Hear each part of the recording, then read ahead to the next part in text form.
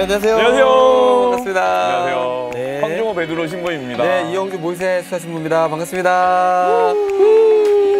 선생님 어떻게 지내셨어요? 일주일 너무 빨리 갔고요. 오늘 비 오는데 오기 힘들지 않으셨어요? 힘들었어요. 머리가 또 많이 이제 스키를 먹어가지고 많이 꼬이고 힘이 좋다고 그래서 오늘 또 분장사분 너무 고생하셨어요. 네, 하지만 이렇게 예쁘게 해주셔서 감사합니다. 네.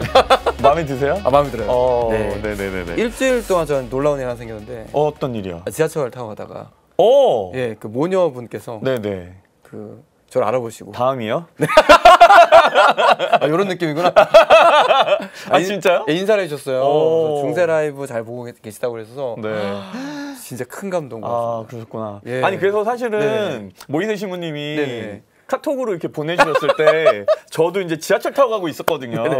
나는 안 알아주나 했는데 진짜 그거 막 제가 이렇게 톡 보내고 있을 때 누가 오셔가지고는 다가오는 거예요. 그래서 역시 나도 알아봐 그랬는데 진짜 중세 이렇게 하려고 그랬는데 뭐 하나 사주세요.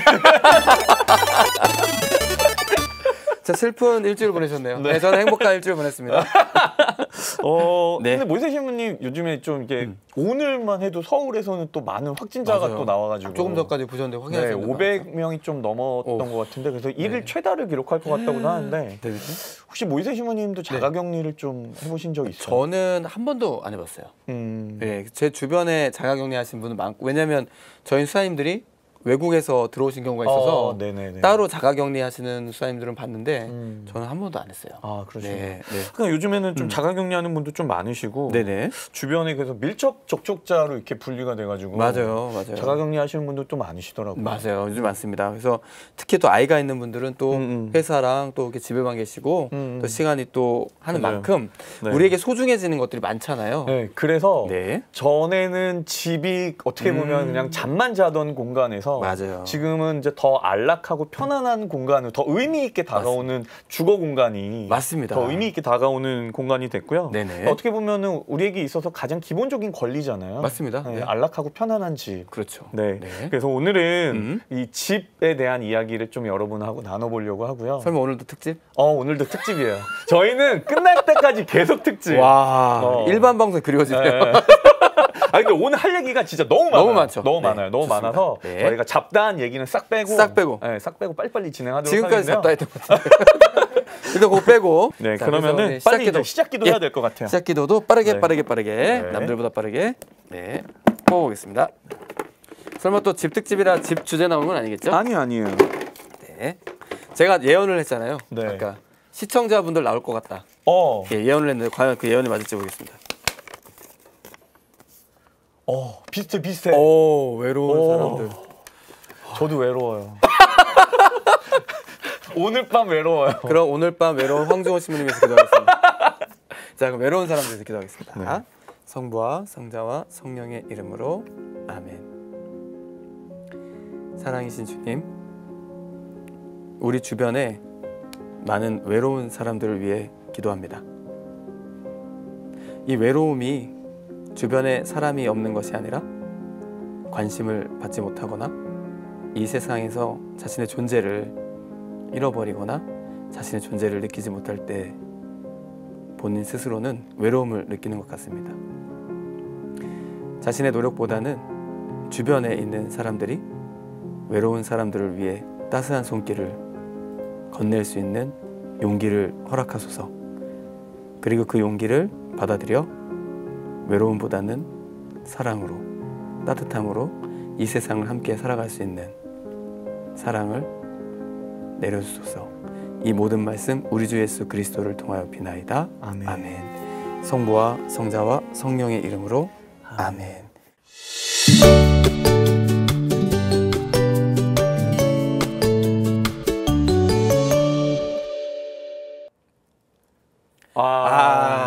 오래 기다렸습니다. 저희도 너무너무 기다렸죠. 아멘 삼촌에게 물어봐.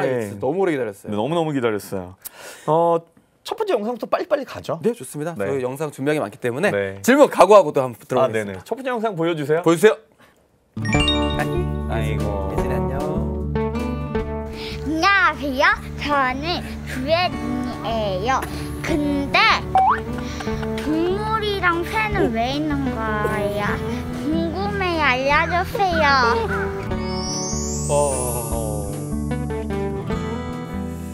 근데 어려운 질문이에요. 진짜 어렵네. 어려운 질문인데 사실 저는 지금 딱 드는 생각이 네네네. 지금 딱 화면에서 처음에 질문할 때 이렇게 초록색으로 되게 있다가 네네네. 나중에 질문이 끝나가면서는 회색으로 변했잖아요. 맞아요. 초록색이 좋아? 회색이 좋아? 뭐가 좋아? 초록색. 초록색. 네. 있어야 돼. 아무것도 없으면은 칙칙하고 어두운 거지. 세상에 나 혼자 있다고 생각을 해봐. 얼마나 외로워요. 칙칙해요. 너도 있고.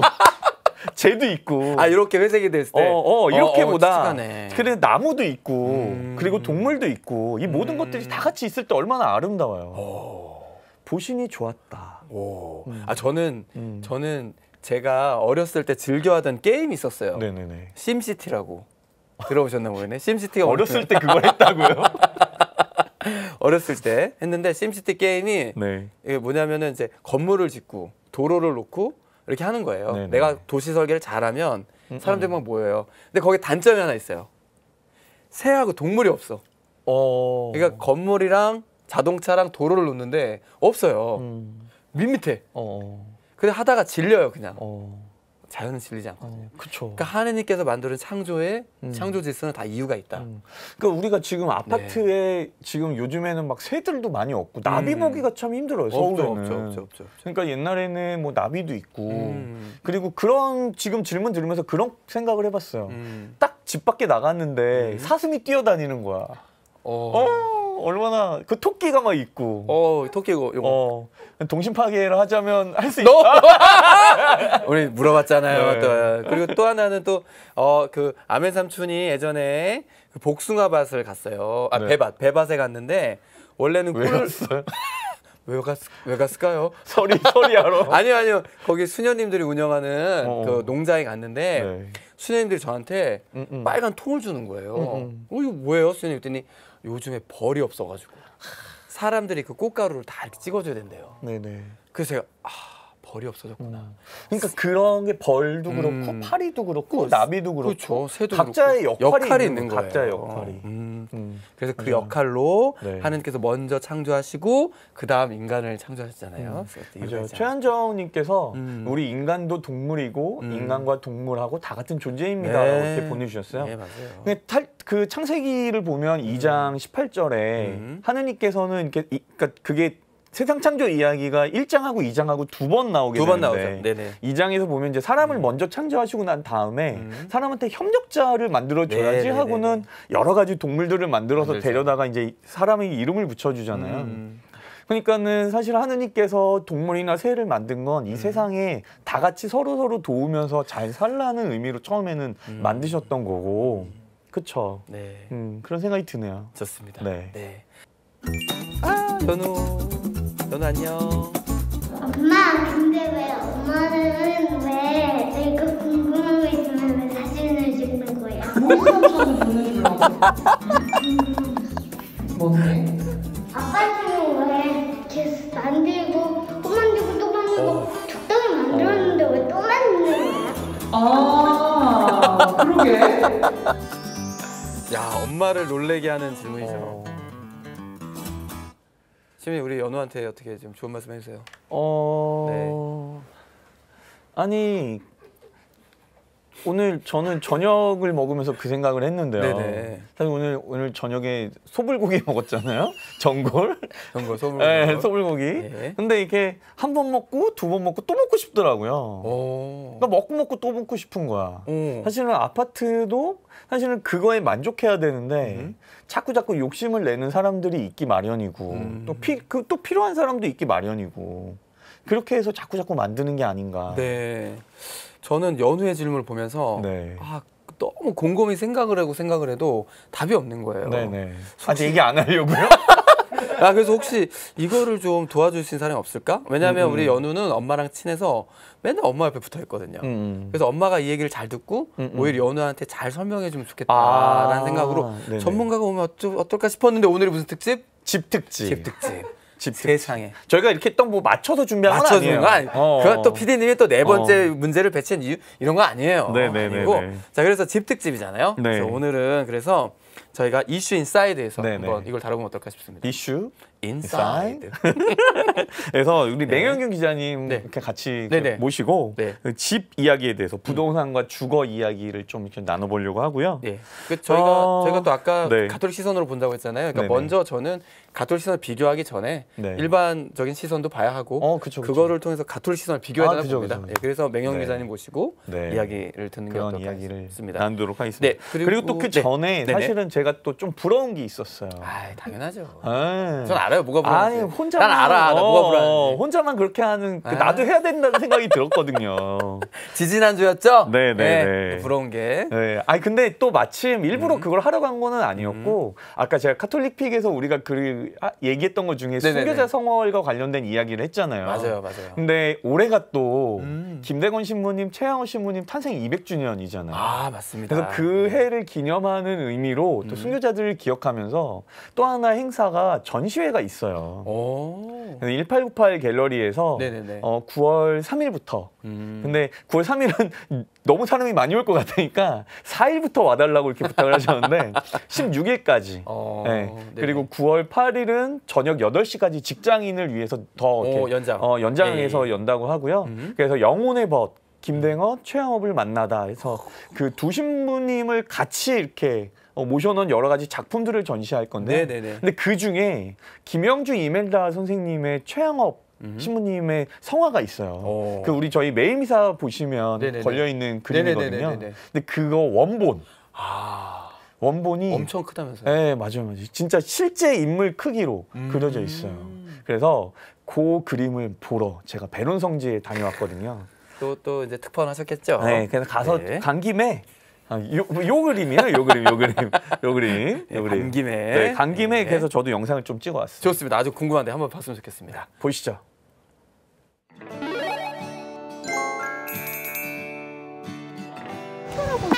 짠.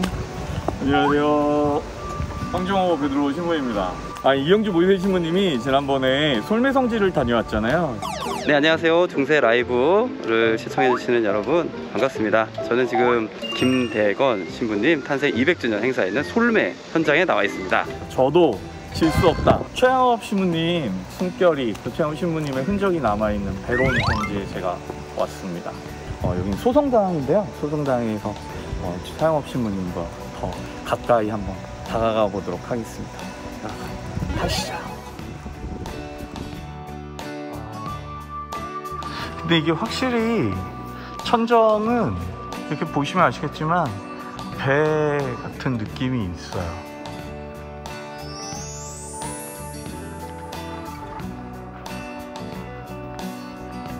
앞에 있는 십자가는 장동호 작가의 작품입니다.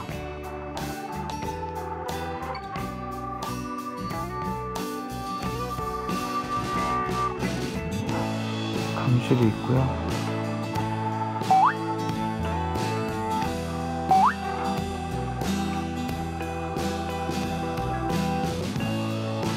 제대에서 바라보는 정면에 성모님도 계시고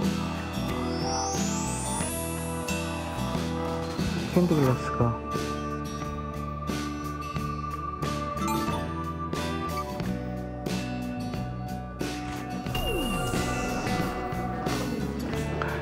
와.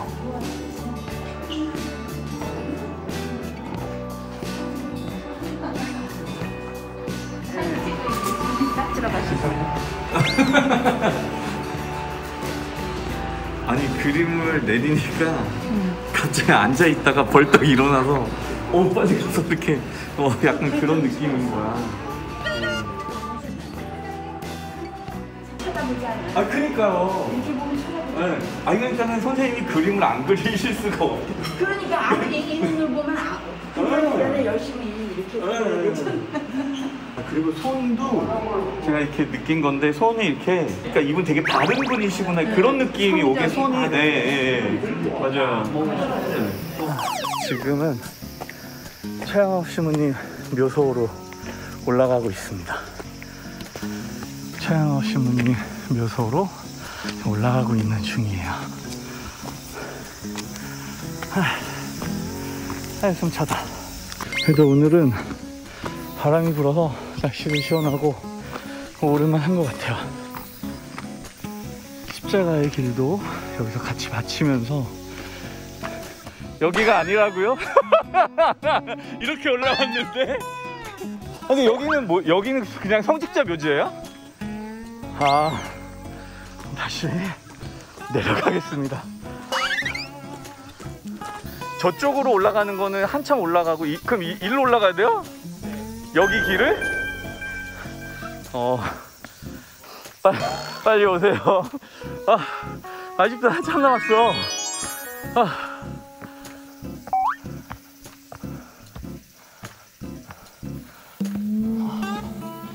여기 오니까 생각났어. 예전에 성지순례 와서 최양호시님 묘소 올라온다고 여기 올라왔던 기억이 다 올라오니까 퍼득 나네.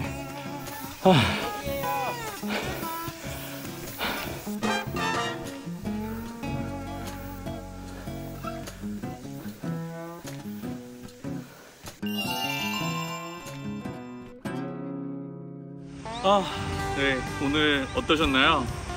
최양호 신부님 기념 성당도 좀 소개해드렸고 또 온 김에 최양호 신부님 묘소도 가서 기도도 좀 하고 저희 중세 라이브 보시는 분들 기억하면서 저도 함께 기도했습니다.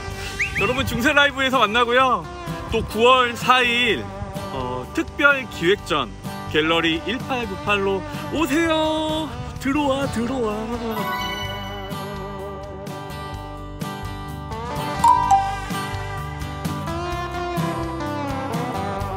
9월 3일이라고요.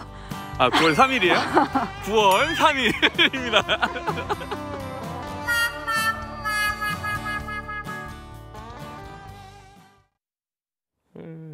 많은 맞습니다. 분들이 자꾸 예. 운동 부족이라고 하시는데 아니에요.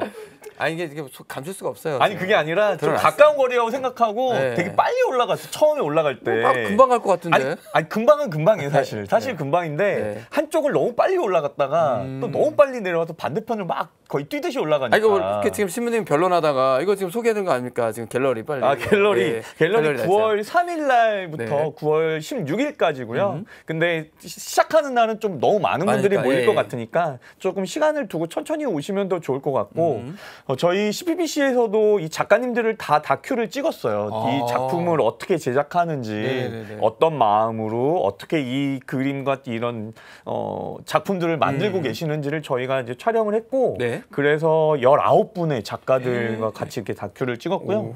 그래서 그게 좀 준비되어 있나요? 아니죠? 네. 저는... 댓글로 보시죠 그래가지고. 예, 저는 준비 못해가지고. 나는 처음 듣는 얘긴데. 아니 그래서 저희가 CPBC에서 준비한 다큐도 있고, 그래서 그 다큐도 짧은 다큐들도 보시면서 네네네. 이런 그림들도 있고 지금 저희 여기 있는 네. 예 여기 요 이 작품들이에요. 작품들. 이게 지금 여기 다 바닥에 이런 깔려 있어서. 네, 다 작품들인데요. 예. 뭐 이렇게 하나하나 이렇게 다. 또 어느 분은 안 보여드릴 수 없고. 그렇죠. 그 지난번에 그 저희 김대건 신부님 후손. 네네네. 김용태 신부님. 네. 나오셨었잖아요. 네. 그 김용태 신부님 나왔을 때 말씀드린 장발 선생님의 장발 선생님의 최초의 김대건 신부님. 서양화로 그린 최초의 성화라고 할 수 있죠. 네네네. 그래서 김대건 신부님 성화인데요. 이렇게 나중에 자세히 보시면 아시겠지만 그때 수염 저희 얘기했잖아요. 요거. 요 수염이 같다고. 요게 없다. 네, 없다. 여기 밑에가 없고 네. 이렇게 있다라고 했는데 맞아요. 딱 그렇게 되어 있어요. 그래서 요 작품도 네. 정말 너무너무 오랜만에 공개하는 거예요. 오. 정말 이 그림은 보기 그동안 어디 있는 줄도 대부분 모르셨을 거예요. 진품입니다.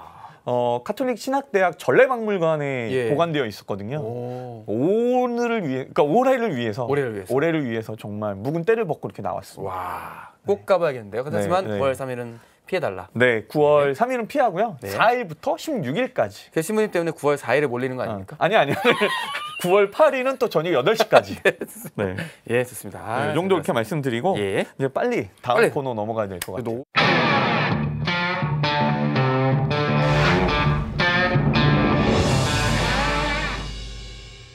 저희 카톨릭 평화방송 맹영균 기자와 또 집, 부동산, 주거 문제 등에 대해서 좀 나눠보도록 하겠습니다. 네, 좋습니다. 어서 오시죠. 네, 안녕하세요. 여러 번 뵈니까 이제 익숙해져가지고 너무 두 분의 케미가 날로 갈 날이 갈수록 좋아지는 것 네. 같아요. 아, 감사합니다. 예. 깜짝 저희 놀랐습니다. 뭐 파일럿 때 뭐 아, 맞네요. 그때 아, 보고. 진짜 파일럿 때. 현장에선 제가 처음 맞아, 보니까요. 맞아, 예. 맞아, 네. 맞아. 아, 맞습니다. 네. 네. 그 저희가 보니까 예. 맹 기자님이 이렇게 연달아서 집에 대한 문제로 예. 그 기사를 쓰셨더라고요. 예. 그 연재했던 내용에 대해서 좀 이렇게 저희 궁금하고 궁금하네. 어떻게 그런 주제를 이렇게 생각하게 되셨는지. 그 어제도 이 국토부에서 발표를 했죠. 신규 택지 9곳을 지정했다. 이런 이슈가 있었고 오늘도 종합부동산세 관련해서 또 발표가 있었더라고요. 네. 그만큼 뜨거운 이슈이고 또 제가 이제 기획을 했을 때는 LH 사태가 터졌을 때예요. 그래서 네네. 교회 시각은 좀 어떨까? 이거에 대한 그러니까 해법을 찾기보다는 좀 인식에 대한 전환을 이끌 수는 없을까? 이런 고민에서 출발했던 것 같습니다. 그래서 제가 먼저 통계를 하나 소개해드리고 시작하면 네네. 좋을 것 같은데요. 통계청에 따르면 지난해 월 평균 중위소득이 234만 원입니다. 2019년보다는 14만 원이 올랐어요. 아, 네. 그래서 이걸 연봉으로 따져보면 170만 원 정도 올랐다고 볼 수 있는데 그런데 작년 12월부터 올해 2월까지 서울 아파트 중간 주택값은 1억 6천만 원이 올랐어요. 이게 좀 정상적이지 않다는 거죠. 네. 그런데 내 집 마련에 대한 바람은 날로 커지고 있는데 이렇게 소득을 압도한 집값 문제 어떻게 봐야 할까? 그래서 제가 먼저 청년들을 인터뷰를 해봤습니다. 네네. 청년들 이야기 들어보겠습니다. 예. 월세충, 뭐 전세충 같은 이런 그 집으로 이제 상대방을 비하하는 발언이 없었잖아요. 근데 이게 얼마 전부터 생겨가지고 막 이제 월세, 전세로 막 비하를 하더라고요. 그래서 그걸 보고서 이제 이제 집이 이제 부의 상징이 됐구나. 집값이 뭐 폭등하고 그것 때문에 이제 많이 사람들이 힘들어하고 뭐 그런 내용을 많이 봤는데 느끼는 거는 집을 좀 구매하기가 점점 어려워지고. 원래 제 꿈이 이제 그냥 제가 원래 살던 동네인 망원동에서 그냥 내 집 사가지고 그냥 쭉 사는 거였는데 결혼할 때가 됐을 때 내가 과연 망원동에서 뭐 전세든 월세든 집을 구해서 쭉 망원동에서 살 수 있을까라는 생각이 들었고요. 지금 현실적으로 생각해 보면 힘들 수도 있겠다라는 생각을 하고 있습니다. 편히 쉴 수 있는 공간, 저만의 그런 집이라는 생각이 하나 들고 편하게 쉴 수 있는 그냥 나만의 공간, 그냥 이제 하루 끝내고 들어와서 이제 편하게 잠잘 수 있는 그런 곳이라고.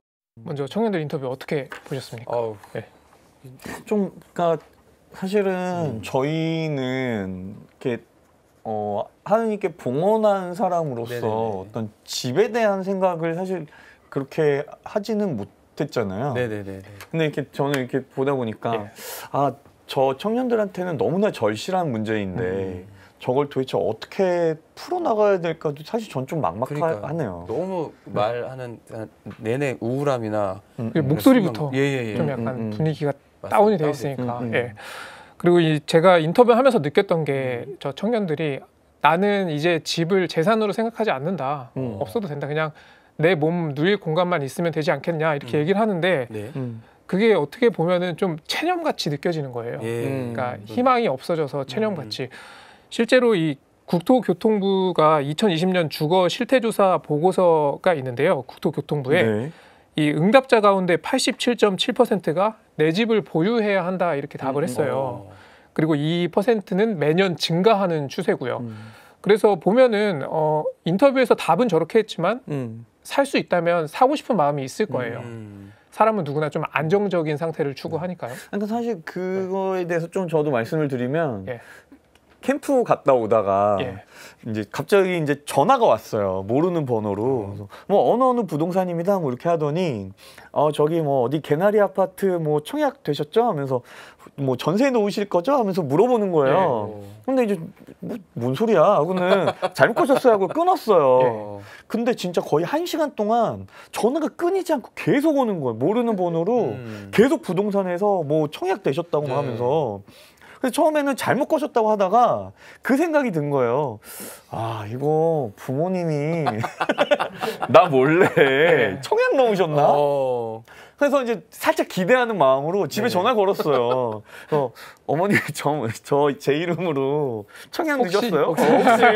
혹시 거기 개나리 아파트? 그랬더니 무슨 소리야? 근데 되게 마음이 어땠냐면 사실 저는 집하고 아무 관련이 없으면서도 그렇죠. 왠지 그 전화가 왔을 때 청약이 됐다는 그런 전화가 오니까 뭔가 되게 많은 걸 받은 것 같고 괜히 내 마음이 더 그런 거야. 그러다가 집에 전화 걸었더니 어머니가 또 아니라 그러니까 왠지 가지고 있던 걸 다 뺏긴 것 같은 뭔가 좀 이렇게 마음이 또 철렁하는 거죠.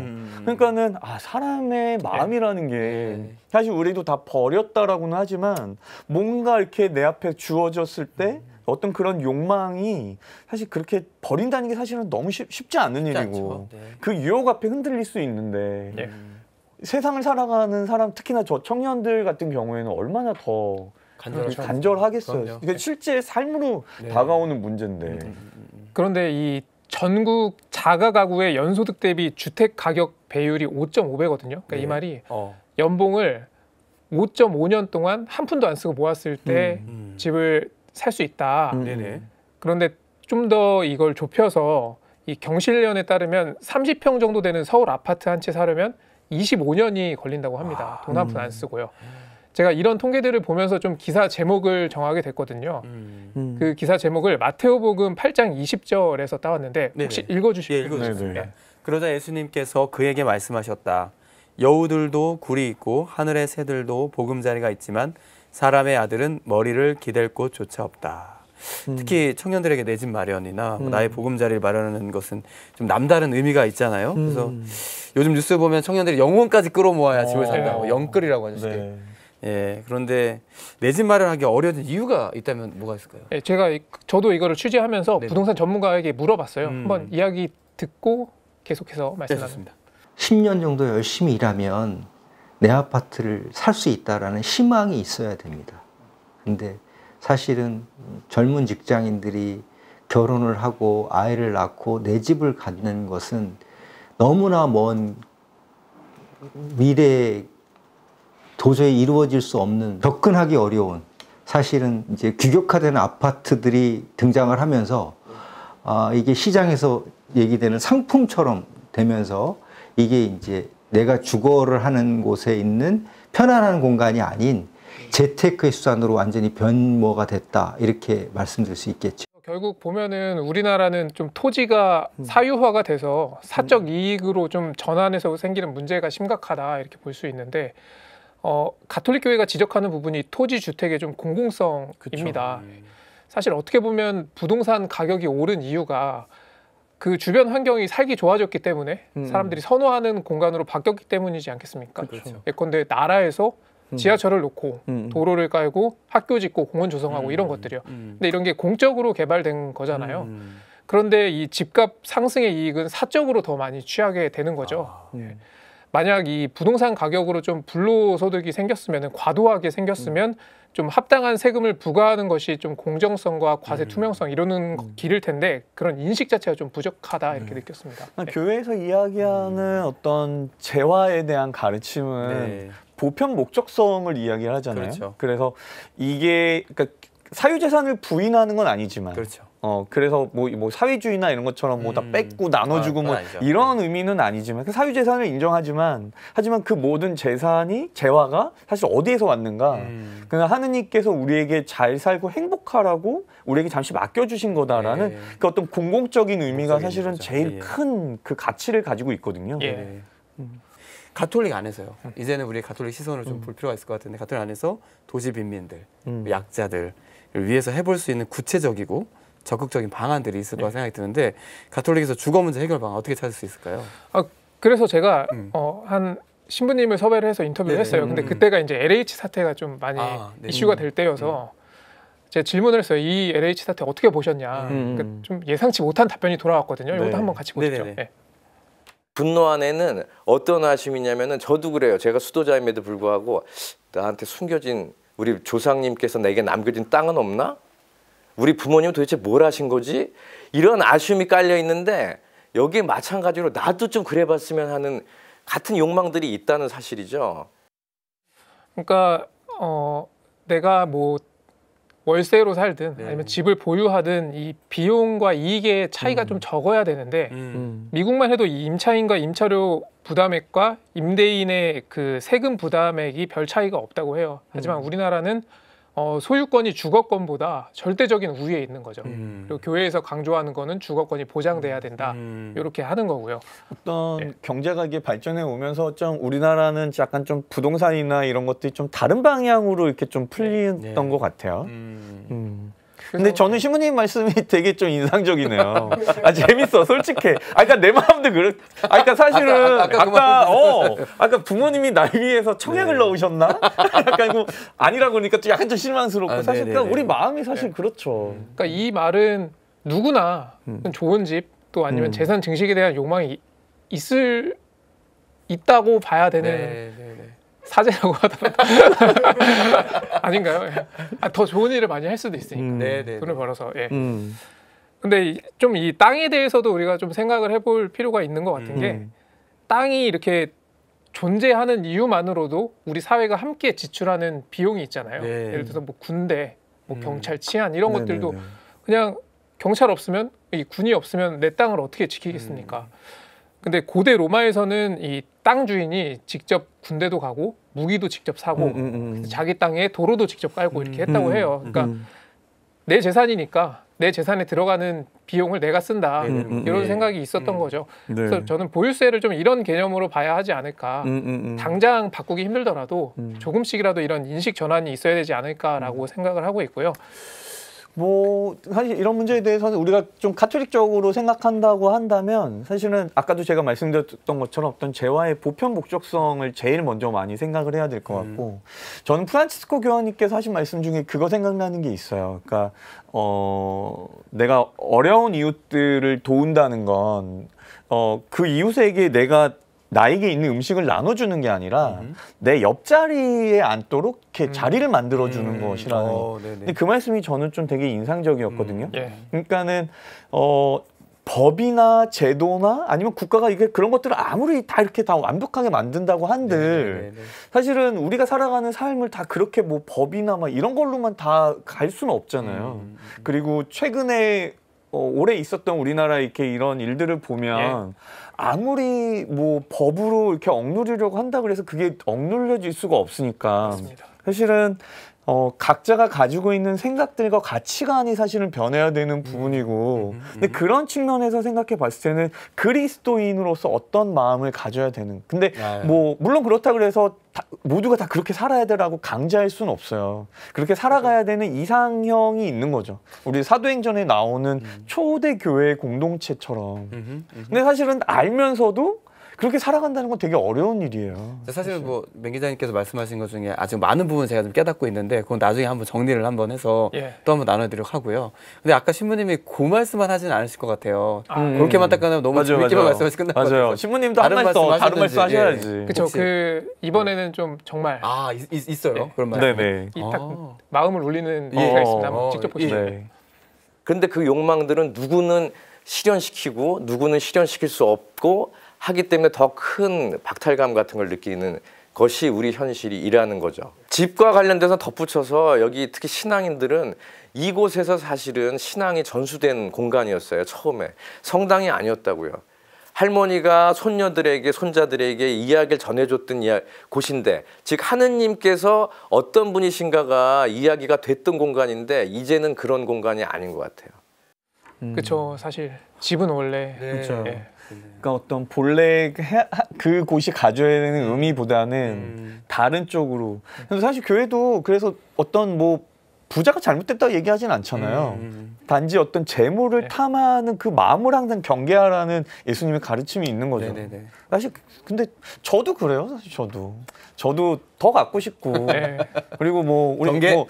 경계 맹자님도 더 좋은 집에서 살고 싶고 맞습니다. 사실 우리 마음은 그 마음이 그렇게 일어나는 건 어쩔 수 없어요. 맞습니다. 자 그래서 이제 교회의 역할도 제가 이어갖고 좀 살펴봤는데 그 뉴욕의 사례가 좀 주목할 만해요. 이 뉴욕이면은 세계에서 가장 땅값이 비싼 곳이잖아요. 그런데 뉴욕 대교구가 뉴욕에 아파트를 지었어요. 지금까지 무려 14개나 지었다고 하고요. 일단 임대 아파트인데 이 품질이 결코 지금 나오는 사진이 예, 주경님이신가요? 추기경이세요? 추기경님이에요. 추기경님이세요? 뉴욕 양키스 모자를 쓰고 있어요. 그죠?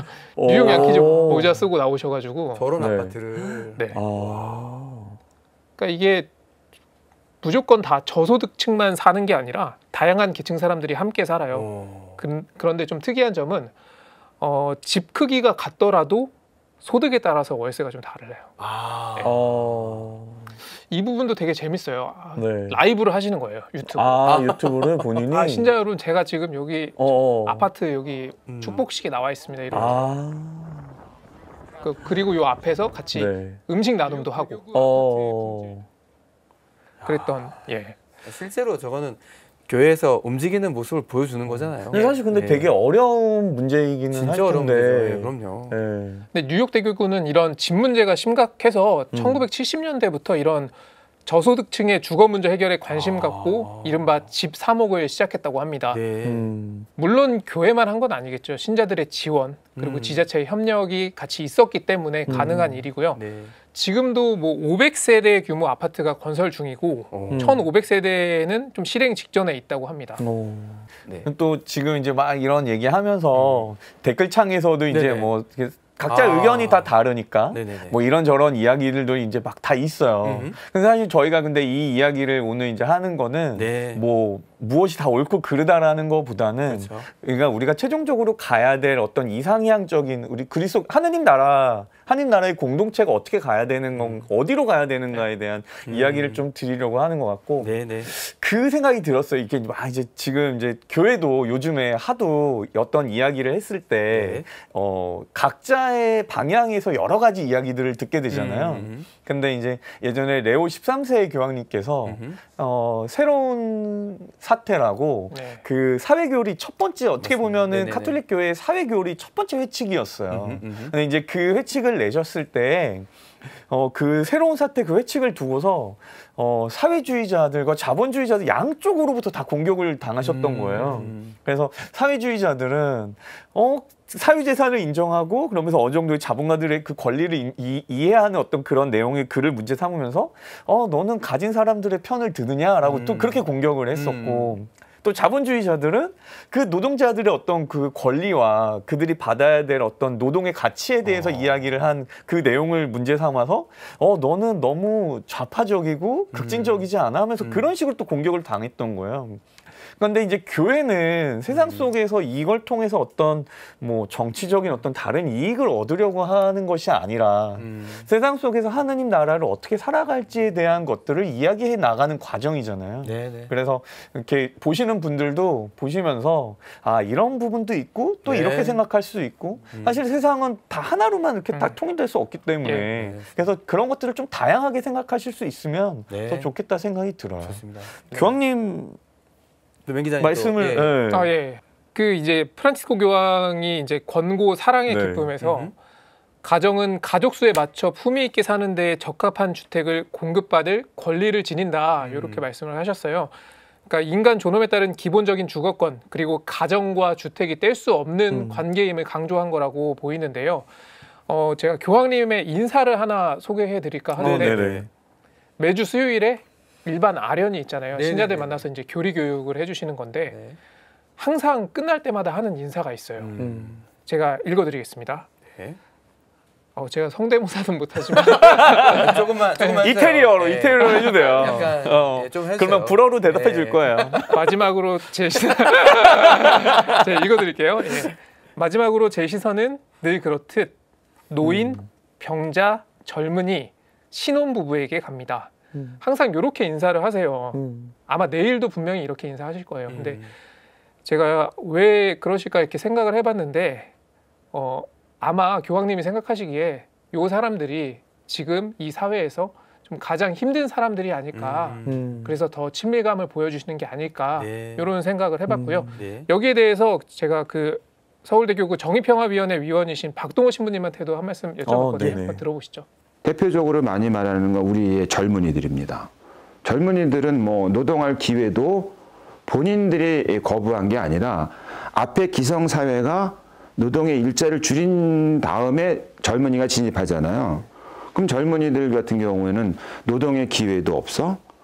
그럼 당연히 수익이 없어요. 그럼 하루에 쪽방도 들어갈 수입이 없다는 뜻이에요.